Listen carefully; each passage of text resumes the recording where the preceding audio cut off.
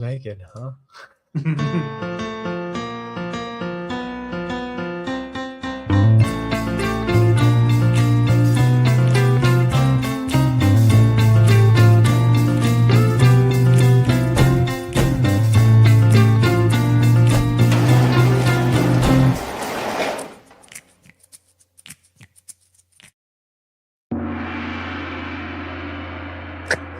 I love that. I love that so much.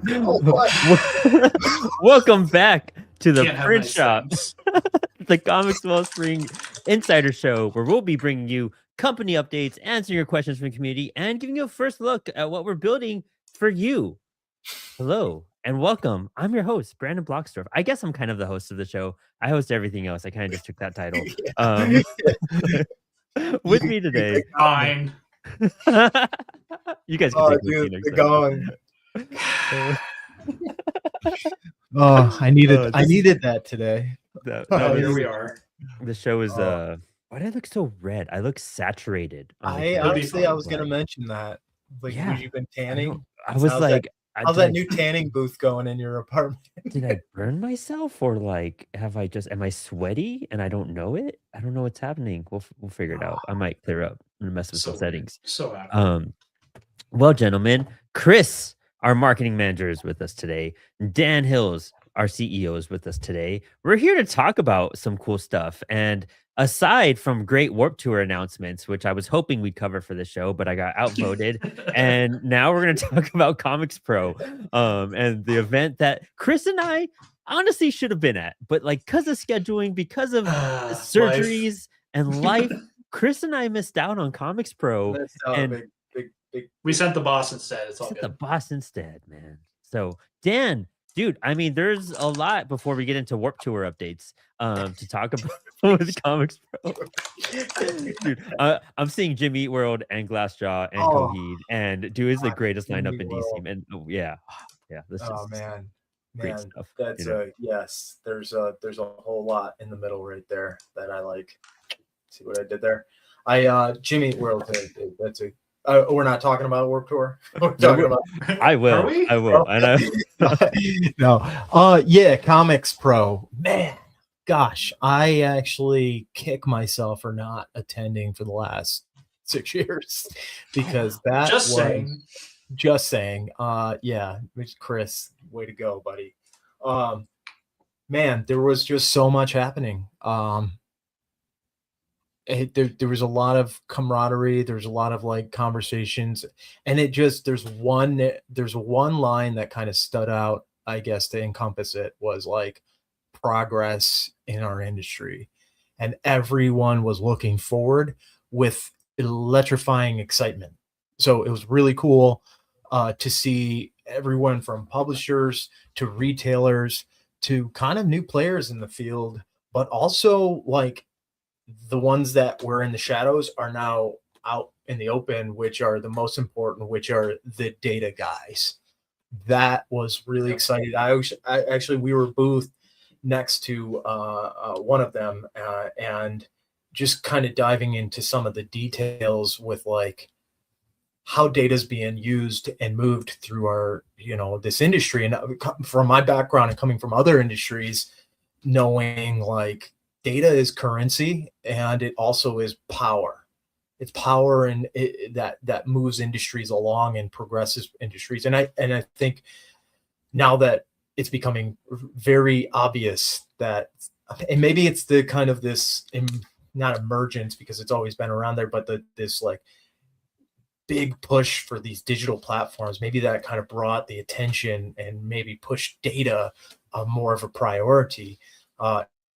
Within the industry, whatever it is, it's good because I mean, we have discussions all the time, Chris, and we're like, data is like, everyone needs to know how to use data, how valuable data is, and really just use it from the individual comic creator to the massive distributor / publisher, all that. They all need to leverage data as a way to progress, just like a business, any other business. So that was one of the big key points, at least from my perspective. Obviously, for us to like show up as a printer in this space and And I think that's a good place to maybe take a minute. And for folks that don't know what Comix Pro actually is, Comix Pro is the comic book retailer professional industry organization. So for folks that are familiar with like tabletop, there's GAMA, the Game Manufacturers Association. That this is where the trade B2B business to business type stuff actually takes place once a year. Yeah, that it's usually been focused historically on the retailers and how they actually move product out into there, but lately it's really been embracing the totality of the comic book industry, from publishers, independent creators, to we were the first. I keep saying this, and I'm going to be unapologetic about it because the title says something about marketing down there. We were the first printer that showed up to the party, and we want to stay at that party because having been a retailer at Comix Pro, like you experienced, all of your networking and learning about what's actually happening with customers takes place through that experience. And I like to say that Comix Pro is where the people that are truly serious about comics and the industry and moving everything forward go to gather once a year to really take stock of how do we sell comics, and frankly, how do we make more money at every level? It's we know creative, art, everything. It's not all just about money, but unfortunately, that green stuff is kind of required to get things done and move things forward and move business forward. And all of us, I don't think I'm understating it at this point, all of us know that it's really hard to squeeze the dollars out of each step of this process. And the better we get at it, the more economy there is for everybody. Yeah, that's it. It's you nailed it, because from my take, it's like these players are talking about enriching the ecosystem that is our industry, and inevitably will turn out a better system for creators to succeed, individuals, because really it all boils down, and that's the conversation we had. It wasn't about big publisher, retailer in their talks about how are we going to rule the world. It was realistically, it was like, how do we create a better ecosystem all around, for ideas to creation to manufacturing to distributions, point of sale, retailer, all that stuff. How do we make a more hyper connected ecosystem that everyone could tap into and thrive at? And it's not, and I think it's very obvious that it's not just publishers in their little bubble anymore, like big publishers. Right. They're starting to recognize that there's things that individual creators and smaller publishers are bringing to the table that changes the status quo, that kind of evolves the system. And this conference in general was one that I felt that everyone was just saying, okay, like me as an individual retailer, me as an individual publisher cannot fix this system. Me as a distributor cannot fix this system. And maybe it was because the big guy fell on his face, but in general, it gives us all an opportunity to come to the table and say, here's how I'm going to play my part in making this system better. And I feel like there was a lot of synergy. I hate that word. There's a lot of alignment and synergy there about, well, we kind of want the same thing at the end of the day. We want, I mean, just like any other industry or niche or whatever, you have to pour in, you have to pour in resources, time, effort to make the entire whole system better. And everyone needs to contribute. Yeah, it takes a community. Absolutely. And we can't do that when we're all fractured and fragmented and diamonds down, comic sales are down. It's not, no, they're not. That's the sky is falling. You're going to be inundated with where you're just looking at from 100,000 miles away on social media feeds. Of course, you got, it's just not the right information that you should be feeding. So these conferences are absolutely fantastic. Comix Pro specifically for the ones that actually dictate point of sale and help the entire ecosystem grow at a whole. And there's a lot of power there. There's a lot of power that actually benefits the individual creator, because if they move stuff forward, they move opportunity forward for you as an individual creator. So I just think there was just so much positivity there. And yeah, we're definitely putting our footprint in there. And We say it all the time. Bring a printer into the discussion. And guess what? When that happened, wow, there was so much like exploratory conversations. There's so much input that they didn't understand.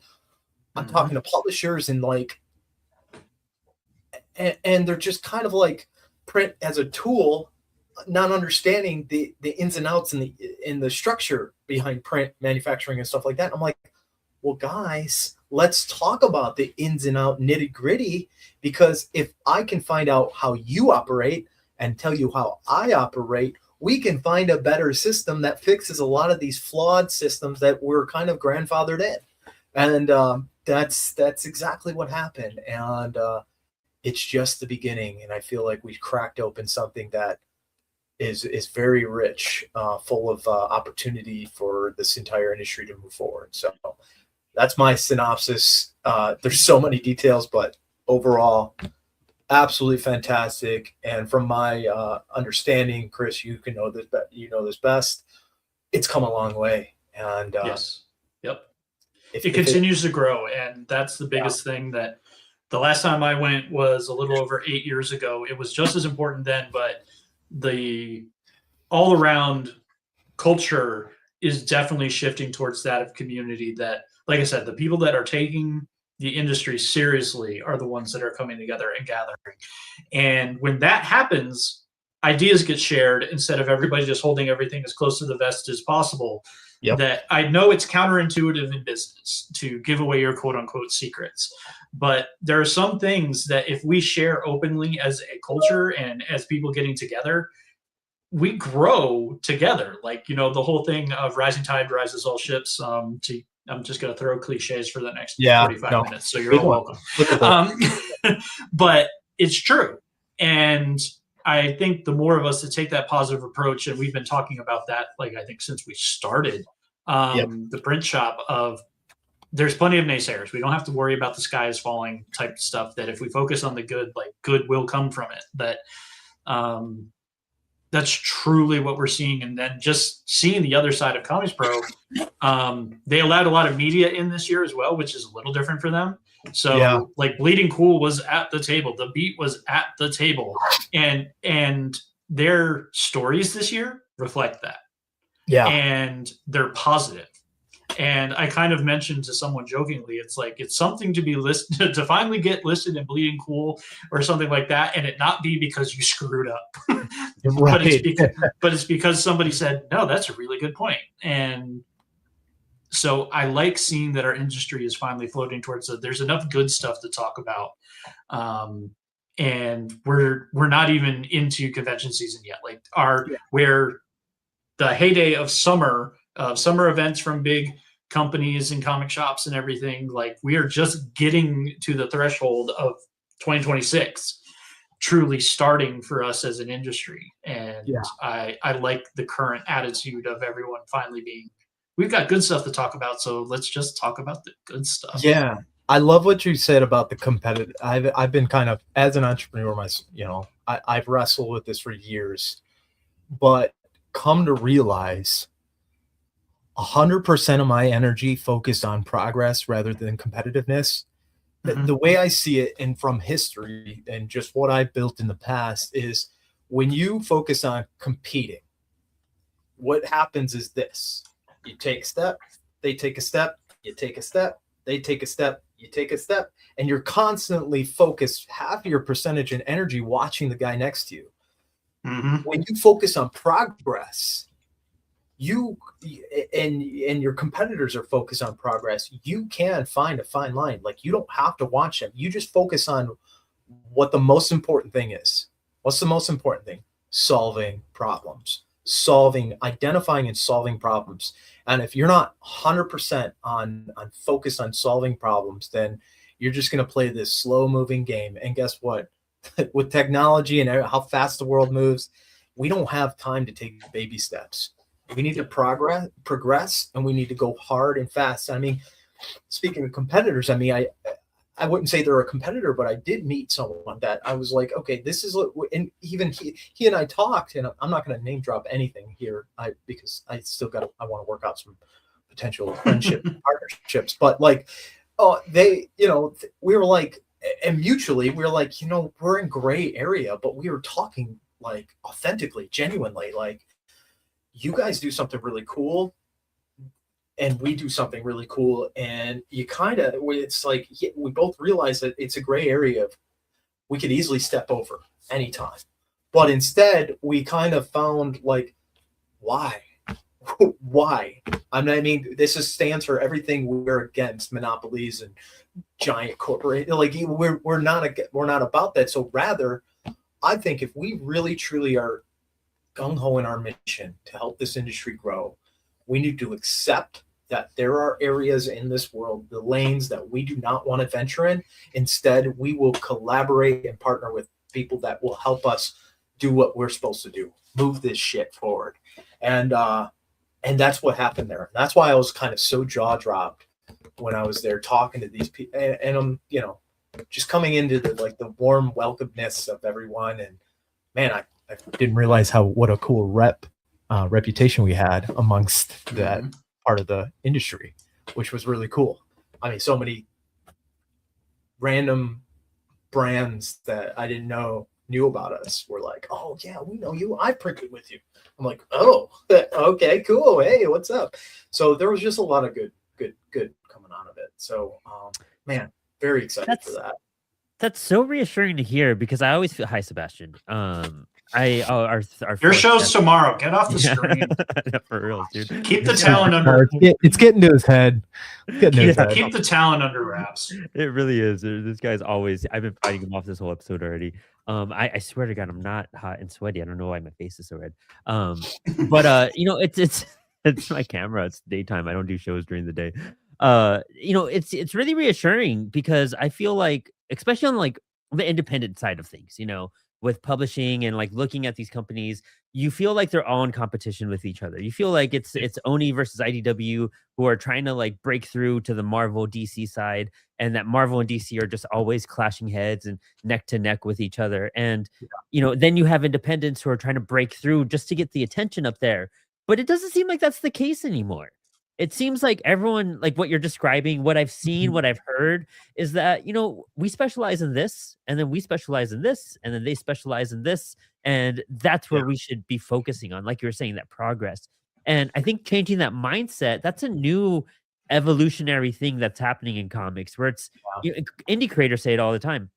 We're not here. We don't view people as competition. We celebrate indie books, that whoever puts out a book, we're happy you did it. You worked hard. We know how hard it is, and you accomplished it. We kind of take that for granted once they get to the bigger levels of publishing and publication. Well, I think you're right. And I think, to be honest, I love what you said there, because that's exactly it. If big publishers are out there listening at any point, take a note from indie creators. We've literally served creators and publishers, small publishers, that have grown over the years watching. And you know how they did it? Not from making like aggressively attacking, or there's nothing algorithmic about it. There was like literally, they built a community and collaborated on because think about it. I mean, you got 10 creators all creating content. That's 10x output for you as a brand. So it's like you got big brands kind of face to face, so focused on competing and like revolutionizing in their area, but like indie creators have been collaborating and are more and more, because they're seeing a lot more. I mean, shoot, you want more crowdfunding backers? Like having 10 people on your team, that's 10 people that are going to get more people to back you, right? Like, you gotta work as an army. You gotta work as a team collaborating, and there's something there that really works really well. And I think the industry could take a lesson from the actual individual indie creators that really practice that. And man, I'm more than willing to do that a lot more lately, because I think that's the only way to really succeed and make this industry thrive for all of us, really, at the end of the day.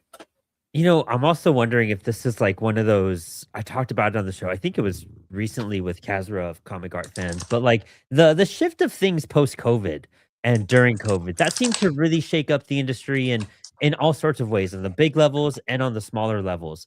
And on the smaller levels, you had more creators creating more than ever. And so more people are understanding this business, this learning lessons of this business, figuring out what works, what didn't work. And just like we've seen, publishers rise and fall, we've seen indie creators publications rise and fall. And Yep. that's all part of it, with the evolution that we're helping be a part of, along with this evolution of a different mindset. It sounds like comic book making in general is going to be a different just structure overall. And Yeah. I'm excited to see where Comics Pro would be next year with this new shift in just views in general. I mean, think about all the moving, evolving parts. I mean, technology is enhancing to even allow us to do Book of One. Mhm. And we haven't even unveiled like how much technology is involved there. Uh, Collectability is becoming kind of the forward-facing frontier of like assets. So like creating for collectability rather than just throwaway readables, which like you can still, but like maybe as a lead generation and stuff like. But really, it's like the prize. What I'm seeing is like the prize is collectability, like having a pristine quality collectible grade comic book, because everyone aspires that they have books on shelves like that are prized and possessed and create this value over time. Um, and I think that's two sections. And then the ability, like I said, data evolving, leveraging data, having point of sales evolve. I mean, everything is moving forward. So it's like we do need to shift our mindset, and we do need to invite a new mindset to kind of not only adopt all this new forward facing evolution, but like, find the best ways to live in it and succeed in it. And that's really what's so exciting about this.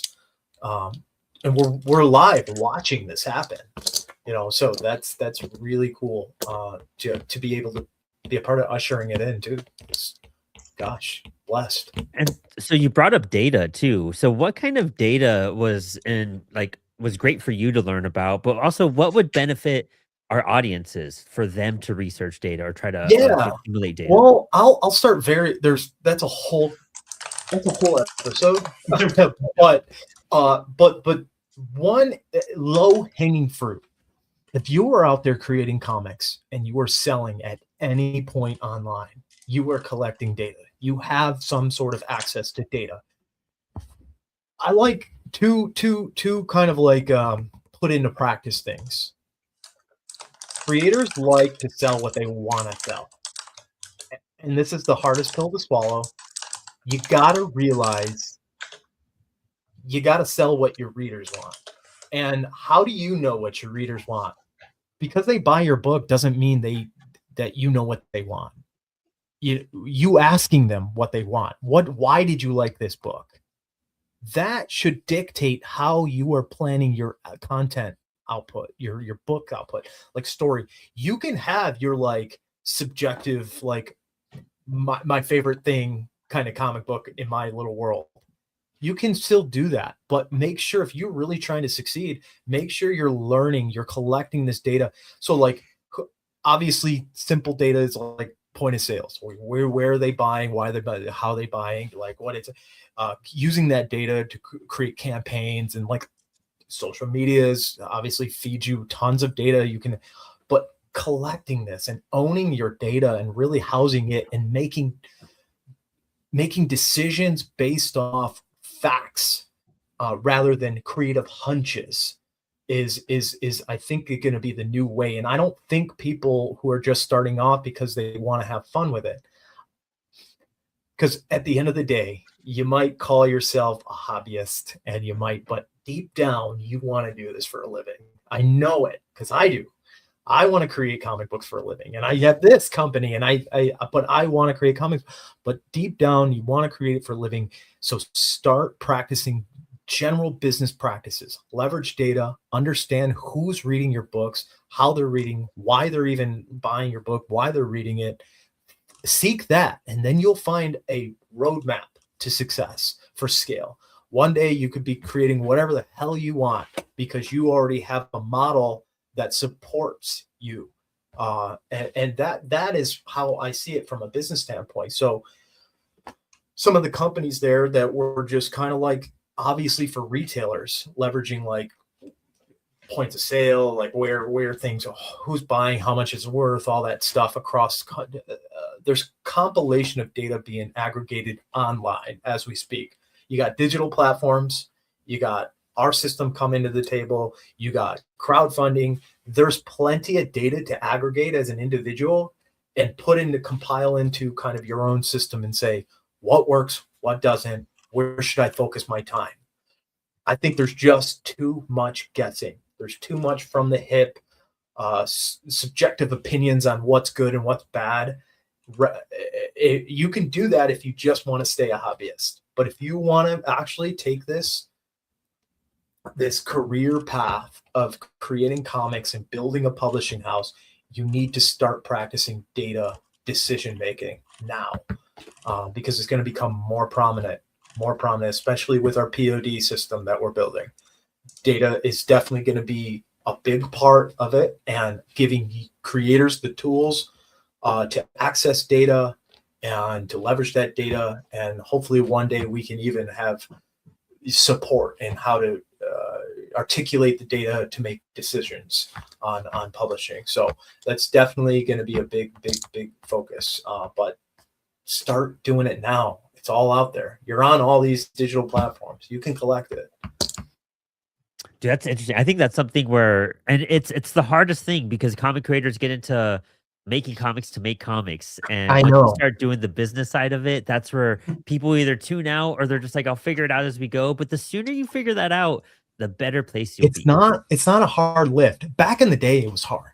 Yeah. Back in the day, I mean, when you didn't have all these accesses to point of sale, like, yeah, you had to like, I mean, shoot, I'm just thinking about feedback loops with like the old like physical mail and like stuff like that. Like, you actually had to go to cons and ask people questions. Like, you still should do that, but like now it's not hard. I mean, literally all these platforms, that's how they get you on their platform, because they want data and they want you to have access to data. So, I mean, being able to collect all that, and it's not a heavy lift. It's absolutely valuable, and it's not a heavy lift. So even just messing around with it and putting it into practice, even if you're just doing it as a hobby, is smart. It's just smart. And speaking of tools and whatnot, you kind of unveiled not a new, but an upgraded product from CWS at Comix Pro. Yeah, I've been kind of a little bit obsessed. Yeah. I've been a little bit obsessed. It's kind of taken over my life, which we needed more things. But yeah, so I'm very much, so I guess a little context. When I was going to college, I had a couple sequential art courses, and I just remember going to the store and buying immense amount. I mean, it was just so costly. Everyone in college or at college know that the cost of like paper and tools is extravagant. So one of the things I thought about was like, okay, we have this, what we were calling blue line paper. And it was kind of straightforward, nothing fancy about it. It was just kind of like the general run of the mill digital paper that, yeah, it worked. It wasn't like the best of the best. But one of the things that really set me off was realizing that, dude, creators have to pay how much for a stack of actually writable, like artistry, like paper, commodity paper, like good tooth, like really good paper. They have to pay like $25-$30. That's insanity. So the bridge, I mean, in my head, you just made a hurdle before they even got started. Like, there's a hurdle right there before they even got started. So I say, well, why can't we tackle that? I have direct access to mills. I have direct access to suppliers. I have direct access to all this stuff. Like, I want a good product, blue line artboards, created specifically for comic creators by the one, the printer that prints them, not just the paper supplier. So like that's what we did. I took the last couple of months and kind of just been hitting the ground running on how do I create the best possible version of our artboards. And that's what I did. We're just at the beginning phases because there's so much more I built out on the pipeline and the products that we will be unveiling. But one that we're put the market when we were at Comix Pro, because, you know, talking to retailers and whatnot, was our Creator 200 series, which is kind of like now I think available on our site. But it's specifically, I mean, it's archival, you know, acid free, all the ins and all the good stuff. But it's their general 200 series that we're going to start off with. Very Bristol smooth, very fun for general creators with pencils, inks and markers and stuff like that. So that's packaged up. We're going to be kind of rolling that out and making a huge push for that here. And the best part of it all, it's like not even half of the price of what you pay for, you know, I'm not going to name drop brands, but you know, the other stuff. So, so that's going to be a humongous push for us. Sketch cards using the same kind of quality paper. Those are going to be pre-packed. And we're just going to kind of flood the market with giving accessibility to these tools for creators at all stages. And our library will be growing with a little more options in terms of like vellum and more tooth. Like there's specific things that, frankly, what I've learned that most, you know, paper brokers and everything else just don't understand. Unless you put pencil to paper and do it often, you don't understand paper for comic creators, you know.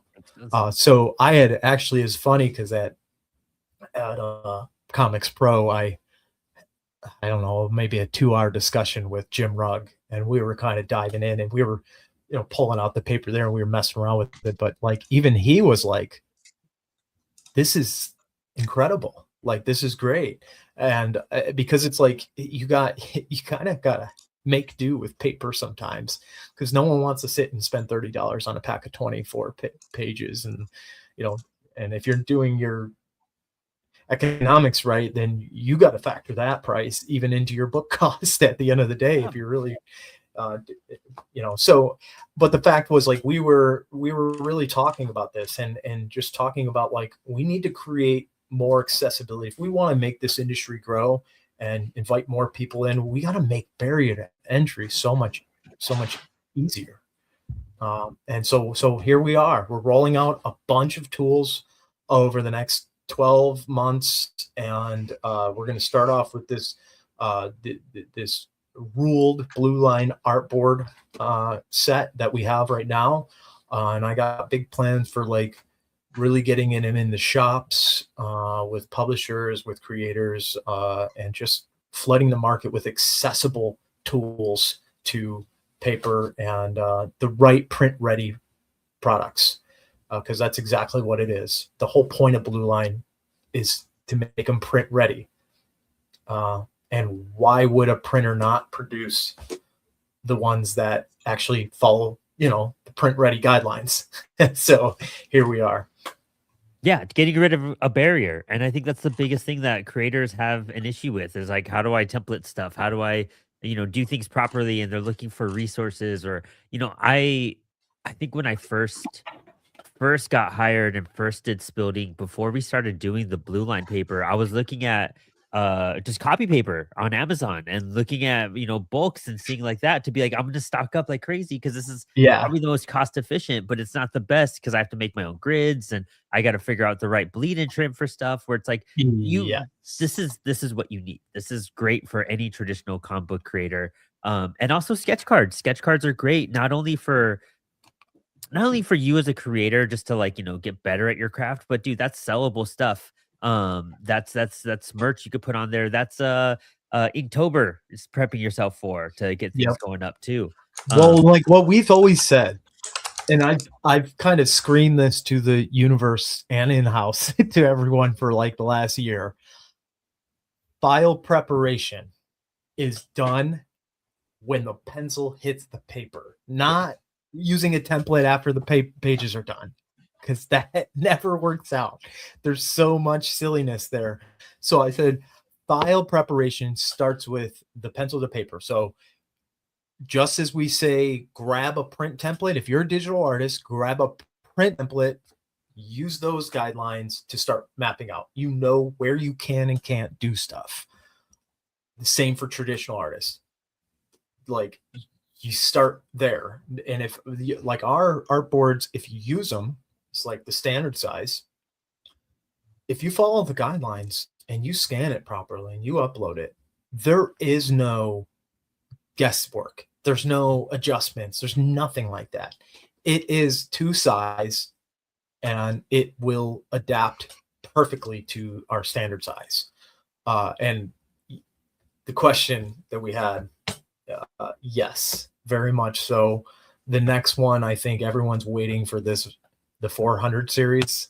And I have, I'm working on that one right now because, we'll be doing that. Then we'll be doing kind of more of a toothy vellum. Like I said, that's kind of more of a 500 series.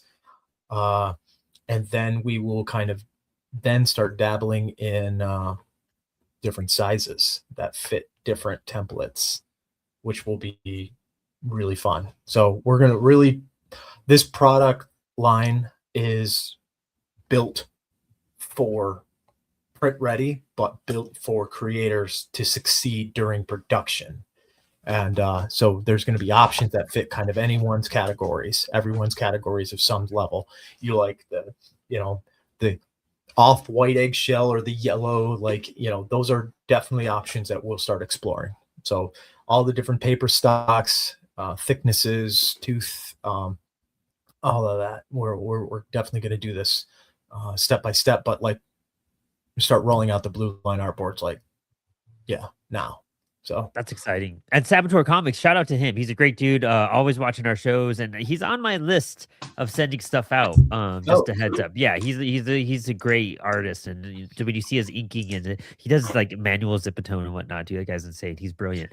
Drop your favorite paper type in there. What are you using now? I'm curious. What are you using now? Because I'll be honest, I heard all different types over the last couple of weeks, from printer paper, which is hilarious, but understandable. And frankly, that's cool. That's legit. I mean, but then all the way to kind of like premium, like 100% cotton paper, which, it's good for some stuff, but I think it's a little over engineered for what we got to do. Love it. While we get some more info from that too, I mean, also anything else you want to cover Comix Pro or about sketch cards, Blue Line, anything, Dan? Any other updates there? Let's see. No, not so much. Comix Pro, as far as that goes, there's a lot of follow-ups, and I got a lot of conversations to be had with a lot of potential partners, and I'm in it for you guys, creators out there. I will unveil a little bit kind of why we showed up there. I think too, it's important to make this known. We want to become friends with retailers because we want to know where this huge gap is between indie manufacturing and retailer. How do we close this gap? How do we make it easier? How do we make it easier for indies to be in stores? That's it's a huge loaded question, and it's a lot to it, but okay, 160 grand, mixed medium, okay. Okay. Yeah, Michaels. Yeah. All right. Well, you'll get some paper, and your feedback is absolutely valuable. So we'll send you some stuff, and then once we roll out more and more, we'll share that. But everyone should check out Saboteur's Instagram page. He does some great tutorials and great little work. I've been trying to get him to do stuff for us for a little bit, so he's cool. On my list. He's a good guy. Yeah. but yeah, it's really why, you know, the disconnect between the manufacturer and the, you know, the printer, and I say manufacturer because we do it all, but like the printer and the retailers. I think there's a conversation that needs to be had at all times with that. So that's what we were there for, and I got a lot of follow-ups, a lot of conversations to be had, and very excited for that. Yeah, 300 series. Okay, the Bristol boards, 100 pounds. So, how does it? Tom and how do you say Yeah, he's that? a great guy. Yeah, another great artist on our show. Yeah, I don't even his want to page is try. I'll awesome. stumble over my words. Yeah. Well, I think you'll like our 200 series because it's 130 pound. It's thick. It's Bristol. It's smooth. It's perfect for markers. And I am an illustrator, by the way. I have illustrated plenty and plenty and plenty of things. Some comics, some other traditional medias and stuff like that. But like, yeah, I'm personally testing out these papers. There's some that I kicked back that I was like, no. And there's some that I'm like, oh, how do I get more of this?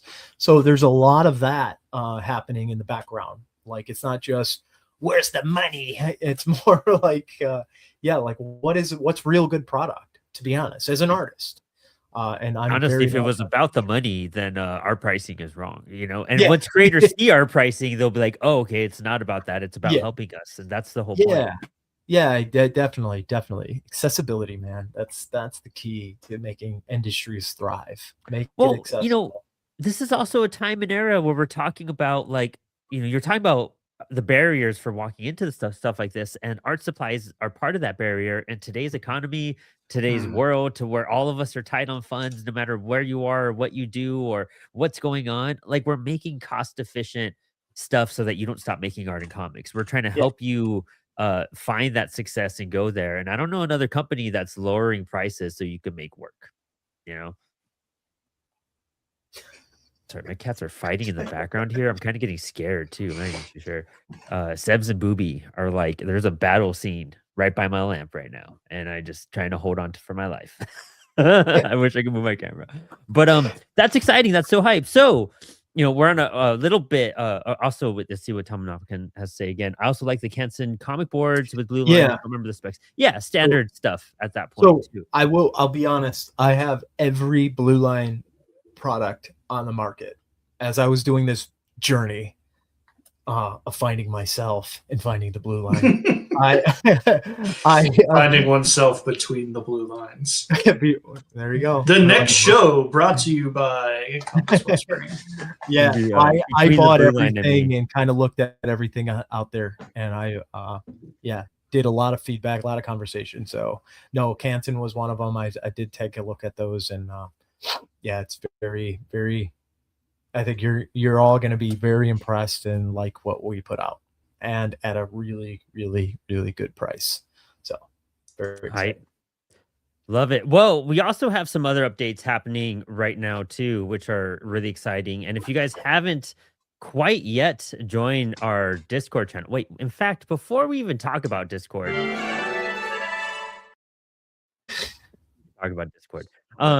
have a code popping up here. Join our Discord channel. I don't know where it's at. You know where it's at. Join our Discord channel. There's tons of cool stuff going on in there. And in fact, we just did tons of new updates to our Discord. We opened up channels. We shifted around some channels. We got some feedback. We're really excited for some of the things happening with this right now. So let me tell you about some of this stuff. Our general chat, we changed it to being a general comic chat because we know crazy conversations happen out of nowhere, and we want to separate and filter that out a little bit in a positive way, not to shut you up so that you could talk more, actually. So we have a general comic chat that's now been updated. We actually have a random thoughts channel too. So whenever you guys want to share what's going on in your day, Oh what's happening, man, you know, and that's the fun stuff. It's the general kind of random thoughts is where we don't want. get me on that midnight 1 o'clock in the morning. you might see me pop in there.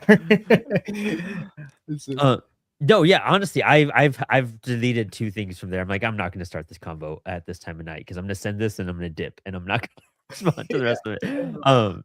We also, our NSFW channel now has, I'm only going to mute Chris because he was typing.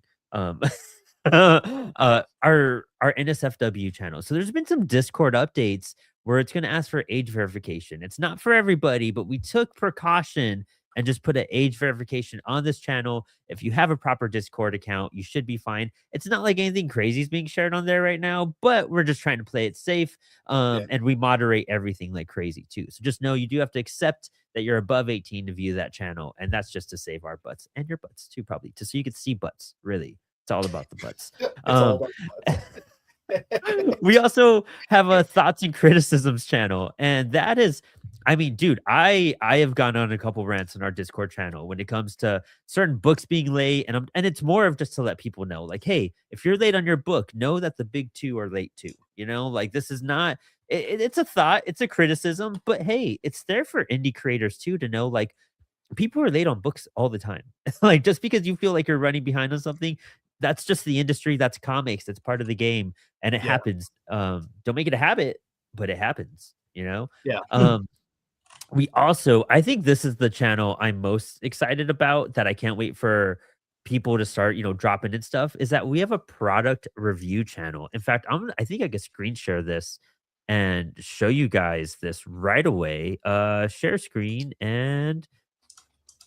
Maybe I could do this. I don't know. I think it's just showing me internet. There we go. Let's show this.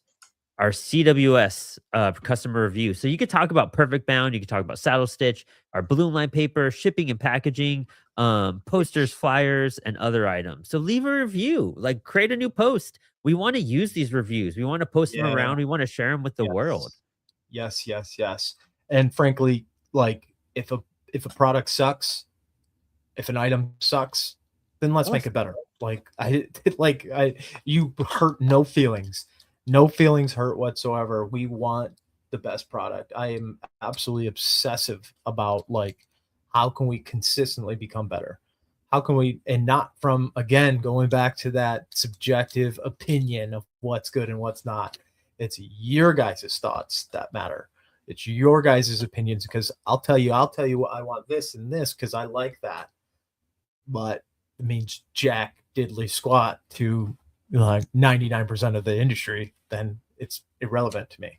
So I think that was a smart move on that channel. Very smart move. And go all out, peeps. We're more than accepting of it. Yeah, so you'll see smaller blue lined. There's a whole lot of things happening in the combos that I want to attack. All of the things. Yeah. Man. Yeah, these artboards, I'm telling you guys, it's gonna be cool. Human Cartoon, our dude, he's been on Spilled Ink. Super glad that you're popping in, my guy. And we just updated the site, so those went live this morning. I saw your comment on Instagram, but we just made them live earlier today, so I'm really hyped. So check it out. We dropped a link. Also, if you guys refresh the page, I added the link to the episode description, so you guys should have it there as well to go straight to it. Really excited about all of those announcements. So we've talked about Comix Pro. Talked about Blue Line and artboards. We've told you about these Discord updates. This little QR code here lets you join our Discord. So please check that out as well. And I think, this is going to be one of the last times we do this segment on this show, because we're going to be updating, making a couple changes in the show, probably come March.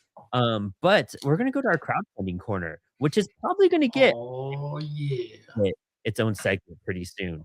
And it deserves its own segment. It does. I think creators deserve a spot. I think it's a nice place where people can tune in. Maybe Fridays. That I'm trying to poke Chris to see what his workload is like, so he could co-host that with me. So we'll see about that. Tell Chris to co-host the show with me. That's what I want. So, don't tell the people. Don't want more of me. We all need more Chris. Do they? More crispy. Yeah, crispy. I'm hoping. I'm a servant of the people. I'm hoping I'm opening the right. Yeah, there we go. Here we go. So let's start from the beginning. Crowdfunding corner. I hope we're seeing the right screen. All right. To turn a tide. I still love the art from this. Yeah. I know. Yeah. Every time we review this one. Yeah, give them a backing. Yeah, dude. This is first created. There's some great backer rewards. Digital copy process zines are great. $15. You get a physical for $30, and then all tier rewards for $75. And sometimes these prices seem a little wild to the average person, but you got to take in consideration, like, a lot of these creators take time off of work to fulfill these rewards or create them for you guys. So what you're doing is you're ensuring that this art is created and sent to you with, careful packaging. But also, like, oh, here's your budget breakdown. I love this. Publishing 30%, backer rewards 20%, Comic Fest 30%, printing 10, Kickstarter costs 10. Yeah, Kickstarter does take a good chunk out of it. Shipping's free, but they factor that into things, and you even have links to all their stuff. This is a great page. This is how you do. Yeah. Mhm. I love it so much. So they're so close to being funded, guys. 28 days to go. We'll be promoting them for a bit. They want 1,200 to get funded. So they're at 829. Please check it out. All these links are in the episode description as well. Oh, what do you know? Blue Line Artboards. I should have brought this up. Dude, $12.99. Look at that. Look at that. Oh, look at that. Who changed that? These are crazy prices. we have Wacky inflatable tube man says We're currently buy more liquidating. Yeah. I have too much inventory. Crazy Dan. Oh gosh. We have a next up, Ace and Scarlet. These guys surpass their goal, and I'm gonna say because it contains adult content. I'm not gonna lie, that seems to be a factor. But I'm glad they're killing it. They're at 12. Almost at 12,000, dude. Well, they didn't just surpass it; they completely demolished their goal. Just destroyed, dude. Like, I'm gonna start an NSFW book just to fund Apollo for a whole year. Like, that's what I'm gonna do. Like, just one smut book to get my whole thing for a whole Jesus. Back these guys, find some success because they found it and mimic that. And it's a the CWS 101. Obviously, there's got to be something else with here's something. They've crushed their campaign. 8 days to go, 1 week. This is Jonathan Hendrick. The dude is a great marketer. He's great on Substack, and his wife did the cover for this as well. Let me try to pull that one up too. I think she may have done the art, if I'm not mistaken. I could be wrong, but I believe she did the main cover for stuff. That's cool, which is great. Man, that's eerie. So fun. Oh yeah, Goings. I love it. This is the cover she did. Composition. Oh, that's cool. Beautiful. This is sick. Beautiful. Dude, this reminds me of like an old Hellblazer cover. You know what I mean? Like the early Vertigo 90. This hair, it's beautiful, man. Yeah, this is a good book. This is great. Jonathan's a great guy. You guys should follow his Substack. I'm not gonna lie, it's some great info. We did an interview with him, and I'm going back to that interview as I prep my Kickstarter coming out in May. So because I'm stealing a bunch of the advice he gave into that. So great stuff. Hey, there you go. That's a smart thing, dude. You could pay him to write you a script. That's a way to get funds. I actually have a friend that's got something going on another platform, and I noticed that similar review by a professional editing is a special tier for a lot of creators lately. So if you're like really good at writing, really good at art, really good at editing, and you feel like others would benefit from it, go ahead and throw those extras in there. There you go. Sign up for the Substack. That I think that's a really great use of it. Doesn't, for you, the creator, it doesn't cost you anything but time. Obviously, time can be difficult, but if you've got it, then that's a great way to get a little extra money and to get the thing made. Dang, and they're even unlocking comics as you hit certain backer amounts. Like, this is cool. Yeah, that's cool. Yeah, great stretch goals. Thematic. I love how thematic some of these campaigns are structured. It feels just so good, put together well. Yeah, hands down. Yeah, this is this. If you guys want to study a great campaign page, this is it. This is where how about that? That's right. Yeah, Jonathan's a great dude. I can't wait to talk to him again. Next up, we have Zara and Jean, Occult Investigations. This is on Comix.1, which is exciting. Love the partnership. Love the platform. Love their ideas. I love what they're doing. Good. Also, I remember seeing this one recently and going, that's clever. I'm here for it. Yeah, this is a good one, dude. This book looks great. And I love seeing somebody finding success on this platform because it's a newer crowdfunding platform. You can host your books on here if you're an indie creator. But the fact that you could just crowdfund your stuff. I might test it out in May too and do a double campaign for both Kickstarter because that's the standard, Why and then not? do Mm. Comix.1. See what works. Oh yeah, and Um, did we mention they have print on demand? Yes. Huh. Print on demand is the place to go for Comix.1. That's currently the only place that's available as we get updates from other partnerships and whatnot. But if you want to Yeah. get ahead of the curve, it's a platform you're missing out on if you're not signed up for in general. Yeah, I mean, why not? Honestly, I don't understand. Why not? Go get a profile.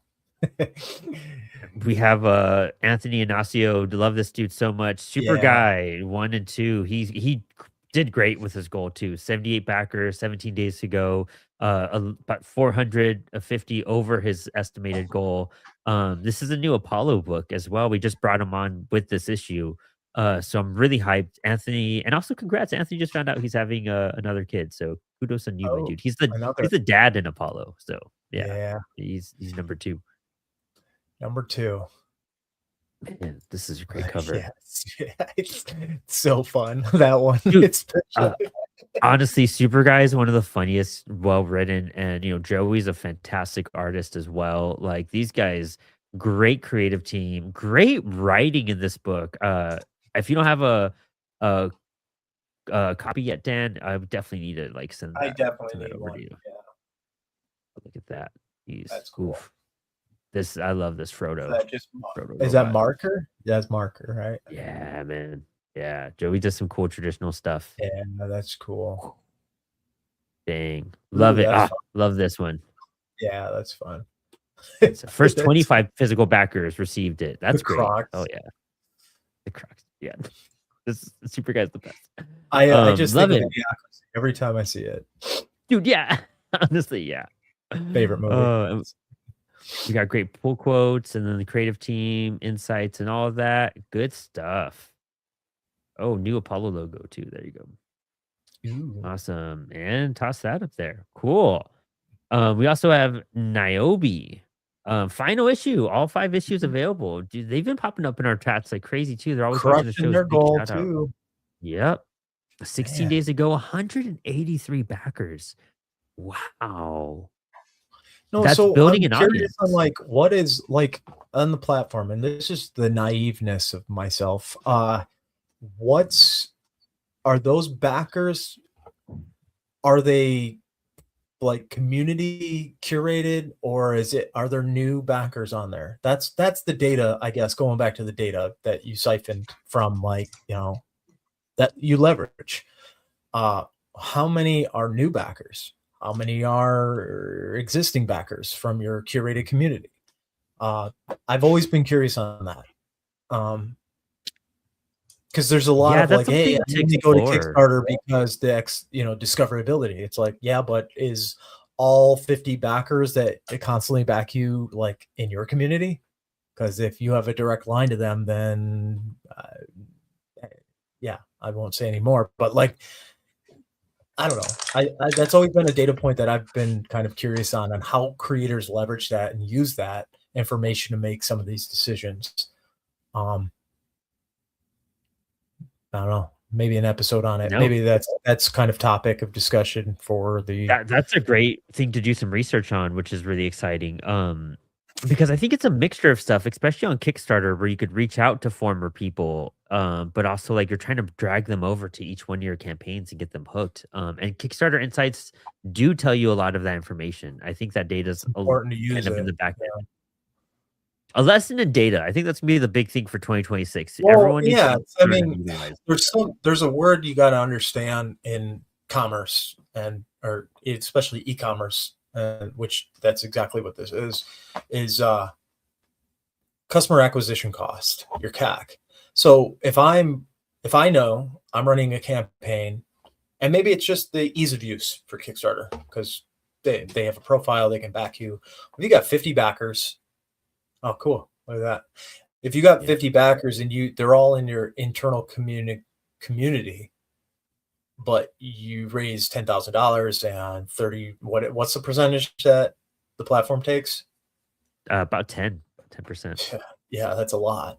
So is that enough that Well, if it giving up, it's really, is it worth giving up that percentage for maybe next to 1% growth of discoverability of customers or backers? So I think just kind of like looking at the data set and understanding that if you're running 10 campaigns, you can aggregate all your data and say, to be honest, I can just run a pre-sale on my own platform and get and just really focus in on this small community. But I'm just kind of like speculating from the distance. But I think that's where kind of data comes into play and helps you make that decision. Is it worth it to give up that money for what you perceive as discoverability? Could be nothing. It could just be kind of like you already created the community. I don't know. That's how I would analyze these crowdfunding campaigns. But I'm just a guy. That's a big part of it too, is just that lesson in general of understanding what is going to help you grow. And doing a Substack, doing a newsletter, it's a big thing. Doing a YouTube channel, even to a certain extent, is probably a great way of exposure. Connecting with your communities and join all the Discord groups. I know we're all like tired of joining all these groups, but that's where that's free marketing. That's a free marketing space. I post these videos every time we do a live. We throw them in these creator promo chats I'm in, and it's boosted us. So if it boosts us, it's going to boost you. If you get 1 or 2 10 extra backers by doing that, and that takes 5 minutes of work by copying and pasting a link into a new chat, dude, you're missing out on stuff if you're not doing that religiously during your campaign, during your pre-launch and during your campaign. Email campaigning, like doing that not as an automation portion, like giving them the generic runaround of, hey, but really focusing on intentional emails that provide value, or at least open up the floor to like give your backers a voice to kind of help you dictate what's next. Why? That's where I kind of circle back to, why do you like it? Realistically, why do you like reading my content? Okay, once you learn that, then like your email campaigning could be very personable and very impactful. So there's a lot of tactics that you can put into play, that if you have a community, like you don't always have to like rely on discoverability. you already have them. You just need to kind of keep the nurturing happening. Comms. So you could build your community and also like nourish your own. Like you join them and you nourish your own at the same time, and that's the great thing too. Absolutely. We were just viewing the Box Boy campaign page. They've crushed their goal, and really good stuff. So moved on to the Vicious Vixens 1 through 4. We were looking at this last time on the show. It's crazy. Yeah. This guy's already almost funded too. 99 backers. 21 days too. Jeez. Yeah. This is like not so NSFW-y as we thought it was going to be. It's actually way more just action oriented, which is great too, which is rare. There's a fine line before you hit. Oh, never mind. There's an there it is. There it is. Yeah, found it. Yeah. I think it was in pre-launch last week. We saw it, and that's where it was at. Yeah. Epic. Those are the live campaigns right now, and I encourage everyone. I know it's scary. I think I saw Into the Future. Inception. We have a bunch of pre-launch that are also in the episode description. So I really encourage you guys to go into the episode description, check out all the ones on pre-launch, add them to your saved pages and everything, and then get ready. I mean, there's a lot of campaigns going up in March. March is going to be packed, which is why we're trying to make our own show out of it. Sebastian, I'm gonna fight you, dude. While we're trying to make our own show out of it, because you just sucker punched me in the face. And really give you guys time and attention to have that, and also just share. You guys can make clips easier and do stuff like that out of these little segments we do. But crowdfunding's so vital, and it's growing. People are jumping back on Kickstarter on these campaigns. I'm sure there's some hesitation from holidays. I'm sure there's hesitation from the strike, from current events with that. But it's the crowdfunding platform, all kinds of stuff. It's economics. There's a lot, but we encourage everyone that is key too, man. I think you said it earlier. Like if you're running a campaign and you really want to succeed, then don't just rely on one. Don't put your egg in all one, like eggs in one basket. Like diversify, test out new platforms. Like just because it's the big name doesn't necessarily mean that it's going to do you good. Yes. The big, just remember, big names come with a price. And like, so you do need to kind of diversify. You need to kind of get out there, try Comix.one. I think that's a brilliant way that couples digital marketplace, print on demand, and crowdfunding. And I think if there's more power behind more platforms like that, you will have a diversification in your point of sale and in crowdfunding in general. And I think it's a smarter approach to really succeeding. Yeah, yeah. And make your goal smaller on there. Don't go all out on the new platform. Like if I do it, I'm gonna do like 400, 500 bucks maybe. Like a risk, but like a risk that if it doesn't happen, I'm still okay, Yeah. And you have to try to do that and know that you're gonna grow an audience then on that platform. Start planting those seeds, Well, also, figuring like, that out. if you, this is why it's so smart to couple it. If you want to do a batch run and you want to like get a bunch of backers and you want to get more distribution out there, like getting into more readers' hands, like there's something that you can play with both sides of these.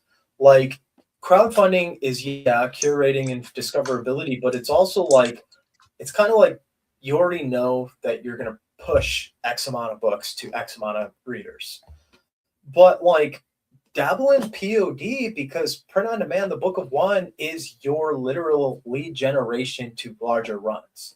If a man's being honest, like you gotta like have an option that says, I'm gonna it's like the zine, or the ash cans. Like the Book of One, it's like you might pay a little more, you might not make as much like per book, generally speaking, but you can definitely test the waters on books, and you can get people to buy these books. And hell, you got a bunch of people saying, this is awesome. Okay, demand has been created. Now let's finish the story, put it into a nice, neat packaged deliverable, and go run a crowdfunding campaign. I already know that those people are interested in it. So that's giving me traction. So there's a pipeline of using all the tools, available to you. So that's where I think more and more creators need to adopt both parties, like get testing, get, proof of concept, crowdfunding, and then distribution.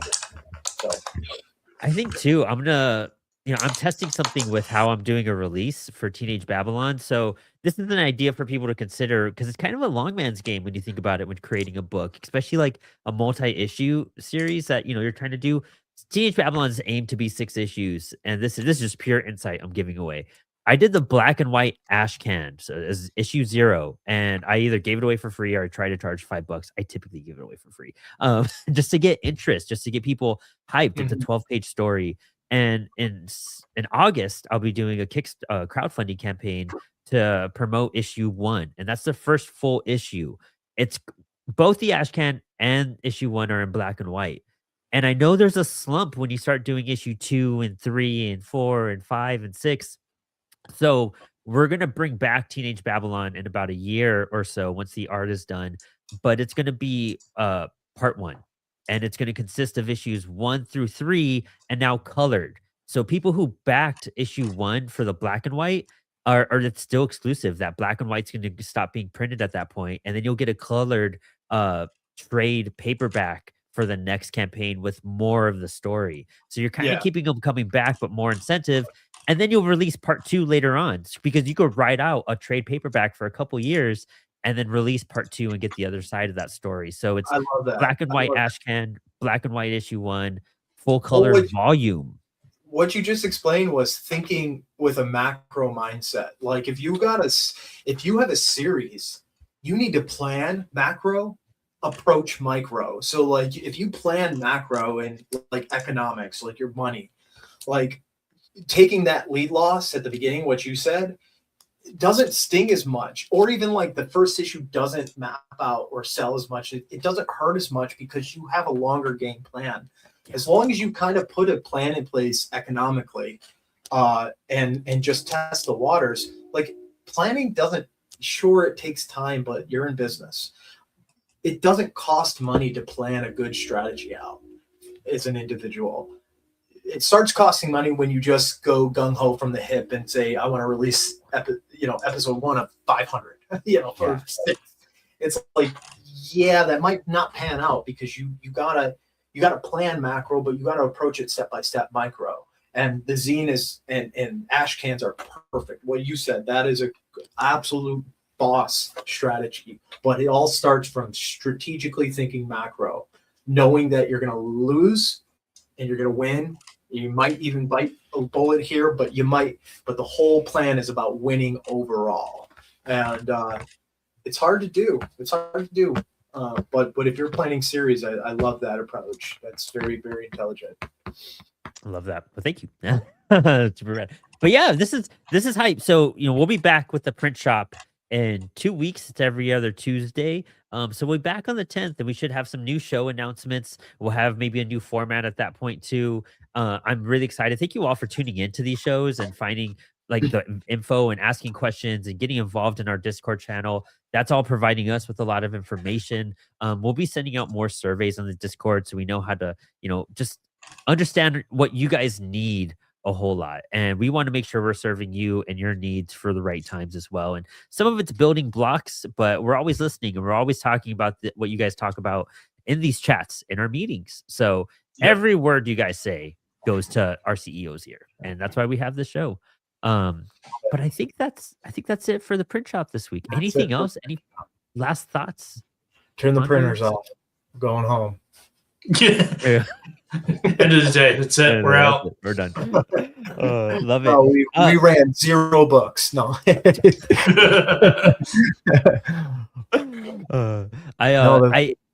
I'm excited for the next couple batches that are coming out, because I know we've changed up some things too. So it's going to be exciting for people getting books in. If you guys get books in, tag us in those videos, collab post with us. We love seeing that.